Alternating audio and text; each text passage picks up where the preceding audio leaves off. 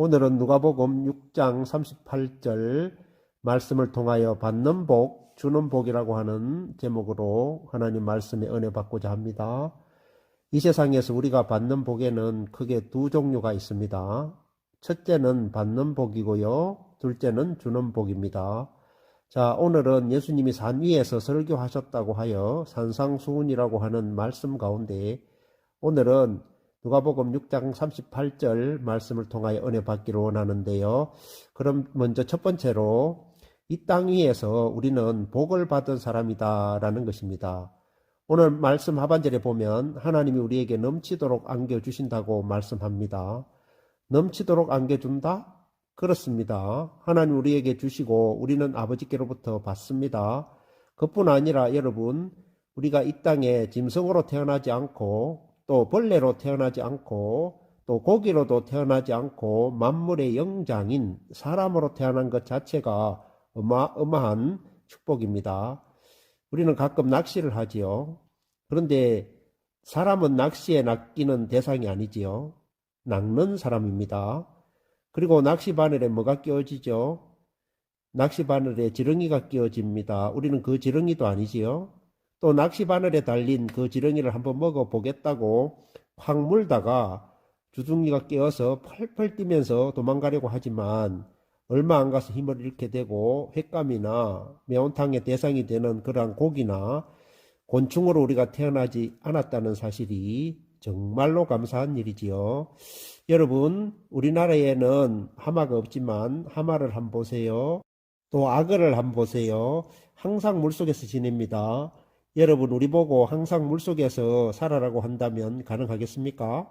우리가 하나님의 형상을 닮은 사람으로 이 땅에 태어난 것만 하더라도 어마어마한 복을 우리는 받은 것이죠. 이뿐 아니라 우리는 이 땅에 태어날 때 부모님에게서 태어나 길러지고 온갖 정성으로 섬김을 받은 자들입니다. 나훈아의 노래 중에 홍시라는 노래가 있지요. 생각이 난다. 홍시가 열리면 우리 엄마가 생각이 난다. 눈이 오면 눈 맞을세라. 비가 오면 비 젖을세라. 험한 세상 넘어질세라. 사랑 때문에 울먹일세라. 그리워진다. 홍시가 열리면 우리 엄마가 그리워진다. 눈에 넣어도 아프지도 않겠다던 우리 엄마가 그리워진다. 그렇습니다. 우리는 부모님의 지극한 사랑을 받은 존재들이지요. 그리고 가족들로부터 사랑을 한없이 받은 존재들입니다. 그리고 신앙인은 사람의 사랑뿐 아니라 위로 하나님의 한없는 은혜와 사랑을 받은 사람입니다. 하나님이 여러분 한 분 한 분은 얼마나 사랑하시면 하나밖에 없는 독생자 예수님을 주셨겠습니까? 또한 하나님은 이 땅 위에 살아간 우리들에게 시시때때로 공급의 은혜를 주시고 우리는 그 은혜를 받아왔고 지금도 받고 있고 앞으로도 계속 받을 것입니다. 구약성경 출애굽기에 보면 하나님의 백성인 이스라엘 백성들이 사막에서 40년간 살아갑니다. 여러분, 200만 명의 사람들이 사막에서 40년간 산다는 것 자체가 기적 중에 기적 아니겠습니까? 사막과 같은 메마르고 위험한 이 세상에서 우리가 지금까지 무탈하게 지내온 것은 오직 하나님의 공급하시는 은혜입니다. 이스라엘 백성들이 사막에서 40년간 살아갈 때 우리 하나님의 보호하심으로 신명기 29장 5절에 모세는 이렇게 설교합니다. 하나님께서 40년간 사막에서 살아갈 때 인도하시고 몸에 걸친 옷이 낡아지지 않았으며 발에 신은 신발도 헤어지지 않았다고 말씀합니다. 하나님의 지키심과 공급하심이 있은 결과입니다. 우리가 이 땅을 살아갈 때 광야 같은 이 세상에서 하나님의 공급하심이 있어야 살 줄 믿습니다. 하나님의 공급하심이 없으면 우리는 살 수가 없지요. 찬양에 이런 찬양이 있습니다. 은혜 아니면 살아갈 수가 없네. 호흡마저도 다 주의 것이니 세상 평안과 위로 내게 없어도 예수 오직 예수뿐이네. 거신 계획 다 볼 수도 없고 작은 고난에 지쳐도 주께 묶인 나의 모든 삶 버티고 견디게 하시네. 은혜 아니면 살아갈 수가 없네. 나의 모든 것 다 주께 맡기니 참된 평안과 위로 내게 주신 주 예수, 오직 예수뿐이네. 그렇습니다. 하나님의 공급하심이 없으면 우리는 살 수가 없는 인간이지요. 우리에게 풍성한 은혜와 참된 평안을 주시는 분은 오직 예수님 뿐입니다. 그래서 우리 주님이 이렇게 우리를 초청하십니다. 수고하고 무거운 짐진 자들아 다 내게로 오라. 내가 너희를 쉬게 하리라. 여러분, 하나님께서는 오늘 우리에게 충만한 은혜를 주시고자 하십니다. 또한 우리 마음에 천국을 이루어 주시고자 하십니다. 이 시간 천국을 받아들이시길 바랍니다. 요한복음 1장 16절 말씀에 우리가 다 그의 충만한 데서 받으니 은혜 위에 은혜로라 말씀합니다. 하나님은 우리에게 무엇을 공급해 주시고자 하실까요? 은혜 위에 은혜를 공급하여 주셔서 충만하고 복되게 하십니다. 구약성경 역대하 25장에 아마샤라고 하는 유대나라 왕이 나옵니다. 그는 하나님을 믿고 하나님의 말씀을 지키려는 사람입니다. 그런데 그가 에돔과의 전쟁에서 이기자 에돔에 있는 우상을 가지고 와서 세워놓고 우상을 섬깁니다. 그리고 아마샤가 얼마나 교만한지 하나님은 교만하고 아나무인인 아마샤를 북쪽 이스라엘 왕 요아스를 통하여 망하게 하십니다. 우리는 우리에게 공급하시는 분이 누구인지를 잘 알아야 하죠. 그분을 인정해야 합니다. 여러분, 이 땅을 살아가는 우리에게 하나님의 복이 하늘로부터 채워져야 합니다. 얼마 전에 저수지를 보았습니다. 그런데 저수지에 물이 거의 다 빠졌습니다. 아마 공사를 한다고 물을 다 빼는 것 같았습니다. 저수지에 물도 채워져서 가득가득할 때 아래에 있는 논바닥에 물을 공급해 줄 수가 있지요. 그래서 우리는 하나님의 공급하심과 은혜로 채워져야 합니다. 그래야 흘러보낼 수가 있는 것이지요.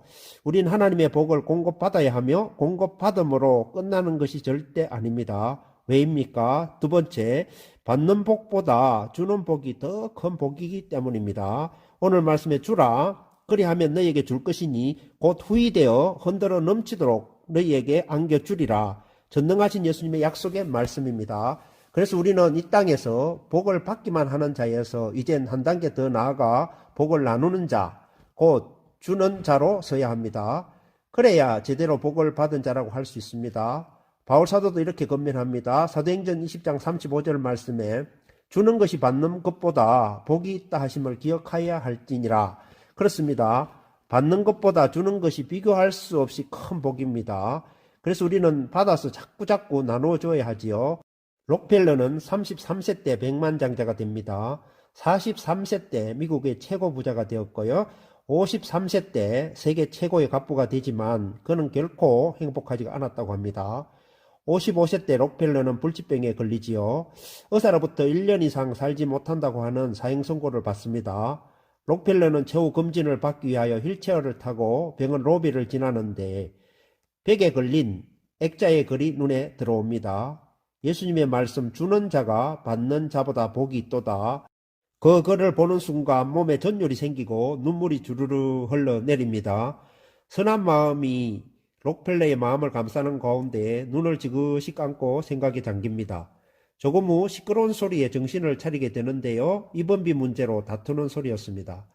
병원 측은 입원비가 없으면 입원이 안 됩니다 라고 하고 환자의 어머니는 입원을 시켜달라고 울면서 매달리고 있었습니다. 록펠러는 비서를 시켜 곧 바로 입원비를 지불하고 일체의 비밀에 붙입니다. 얼마 후 엄밀히 도운 그 소녀가 기적적으로 회복되자 그 모습을 가만히 지켜보던 록펠러는 얼마나 마음이 기쁜지 나중에 자서전에 그는 이렇게 표현합니다. 저는 살면서 이렇게 행복한 삶이 있었는지는 미처 몰랐습니다. 그때 그는 이제부터 주는 삶을 살기로 작정합니다. 그런데 신기하게도 그의 병은 사라집니다. 그는 그 뒤에도 98세까지 건강하게 살면서 막 퍼주는 삶을 삽니다. 나중에 해고합니다. 인생 전반기 55년은 쫓기며 살았지만 후반기 43년은 정말 행복하게 살았습니다. 참으로 감동적인 실화입니다. 가장 큰 복은 바로 주는 복입니다. 받을 때 기쁨과 줄 때의 기쁨은 비교할 수가 없지요. 그래서 주는 기쁨을 아는 사람은 자꾸 줍니다. 목사는 이 세상에서 무언가를 성도들에게 자꾸 주고 싶습니다. 그래서 말씀을 나누어주고 기도해주고 돕습니다. 목사의 기쁨은 성도들이 하나님의 은혜를 받는 일만큼 신나는 것은 없습니다. 그런데 성도들이 하나님의 은혜를 받지 못하면 괴롭습니다. 여러분은 목사의 마음을 압니까? 얼마나 간절하고 얼마나 사모하는지를요, 여러분이 하나님으로부터 복을 공급받고 그 복이 풍성하여 남에게 나눌 수 있는 분이 되는 것이 목사의 최고의 꿈이지요. 저는 대운초 아이들을 아직도 만나고 있습니다. 아마 이 아이들이 대운초 4학년 때 처음 만난 것 같습니다. 얼마 전에도 중학교 2학년이 된 그 아이들을 만나서 햄버거를 사준 적이 있습니다. 아이들이 정기적으로 교회에 나오지는 않지만 저를 만나서 복음을 듣고 배가 고플 때는 저에게 전화를 합니다.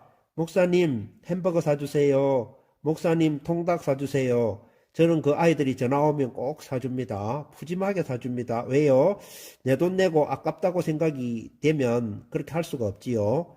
그러나 아까운 마음이 전혀 없습니다. 그저 사주고 싶습니다.